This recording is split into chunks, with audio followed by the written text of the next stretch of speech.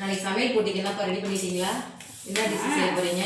பண்ணலாம், என்னென்னமோ பண்ணலாம். ஆனா பண்ண போறேன். என்ன பண்ண போறீங்க அதை சொல்லுங்க முதல்ல. மாப்பிள்ளை சம்பா கஞ்சி மிக்ஸ், நம்ம மயில் மசாலா சத்து மாவுல வந்து கொலக்கட்டை, முருங்கைக்கீரை பொரியல், பனங்கிழங்கு சூப்பு பண்ணலான்னு இருக்கேன். சூப் எப்படி ரெடி பண்ணிடுவியா? அப்ப நாளைக்கு தான் ரெடி பண்ணணும். அந்த எலும்பு சூப்பு மாதிரியே பண்ண போறியா? ஆமா, நல்லா இருக்கும். சீரக மிளகு போட்டு ரெடி பண்ணிக்கலாம். ஆமா, ரெடி பண்ணிக்கலாம். நீங்க என்ன பண்ண போறீங்க? நான் வந்து சாமையில ஆமையில பொங்கல் ஹெல்த்தியா தேங்காய் சட்னி வித் தேங்காய் சட்னி. அது வந்து நம்மளோட மயில் மசாலா ட்ரிங்க் இருக்குல்ல, மூலிகை டீ. ஓகே. அப்புறம் வந்து கொலக்கட்டை, கேப்ப கொலக்கட்டை.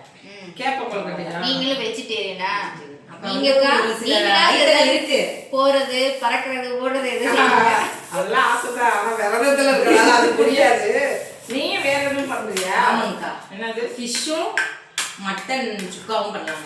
Super super. நீங்க நம்ம கறி மசாலா வச்சு பண்ண போறியா? நம்ம கறி மசாலா நம்ம குழம்பு தூள் தான் பண்ண போறோம். நம்ம மஞ்சத்தூள், நம்ம வரமா வேற எந்த பொடி இல்ல. எந்த பொடியும் இல்ல. சக்தி மசாலா, ஆச்சி மசாலா எதுவுமே இல்ல. நம்மளோட கொண்டு வா. ஏன்னா நம்ம அப்பதான் அது இது பண்ண நம்மளோட இதை ப்ரமோட் பண்ண முடியும். நீங்க என்ன பண்ண போறீங்க? இப்படி ஒரு கேள்வி கேட்டா அக்கா பண்றாங்க. பிடிச்சதுதான் பரவாயில்லையே. என்னைய பார்த்து இப்படி ஒரு கேள்வி கேட்டு இது வந்து பிரியா செய்யற கஞ்சிக்கு மாப்பிள்ளை சம்பா இதுக்கு வந்து இதுவும் கருப்புளுந்தும் பாசிப்பருப்பும் போட்டு இது கஞ்சி மிக்ஸ் ரொம்ப சூப்பரா இருக்கும். ரொம்ப தெம்பா இருக்கும். கல்யாணம் புது மாப்பிள்ளை எல்லாம் கொடுப்பாங்கன்னு வைங்க. அதெல்லாம் தெம்பா இருக்குன்னு ரொம்ப நல்லா இருக்கும்.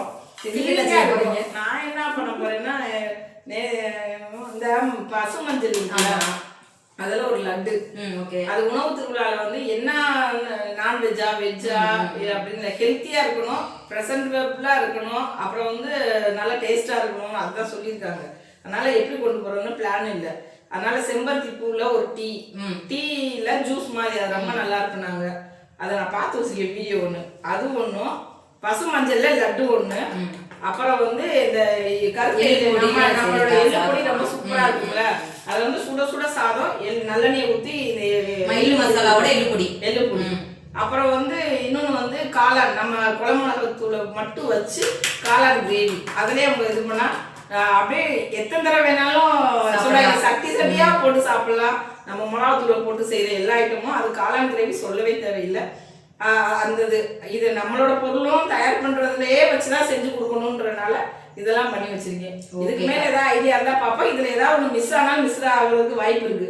டைம் இல்ல செய்யல அப்படின்னாலும் அதுக்கும் வாய்ப்பு இருக்கு. நாளைக்கு போறோம், ஜெயிக்கிறோம். நம்ம தான் பிரைஸ். செஞ்சிருவீங்களா இல்ல யாரும் உங்களுக்கு செய்ய? நம்மளாதான் செய்யணும். நம்மளாதான் வெஜிடேரியன், நான் வெஜிடேரியன். நம்மளாதான் செய்யறீங்களா?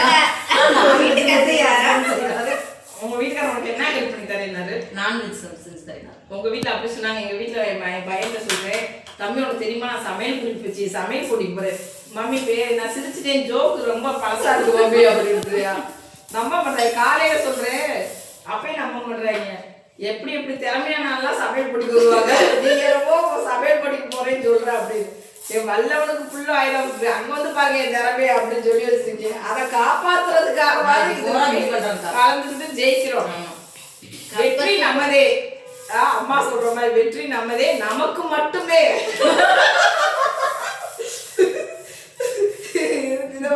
இத போட்டு விட்டுருவோம். நாளைக்கு பரிசு வாங்கன்னு வச்சுக்க.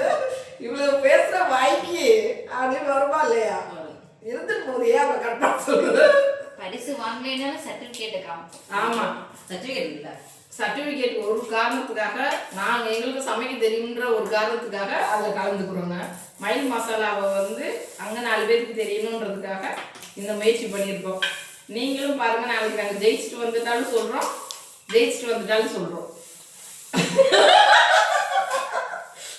எப்பவுமே நம்ம வாயில வந்து பாசிட்டிவிட்டியா தான் வரணும்.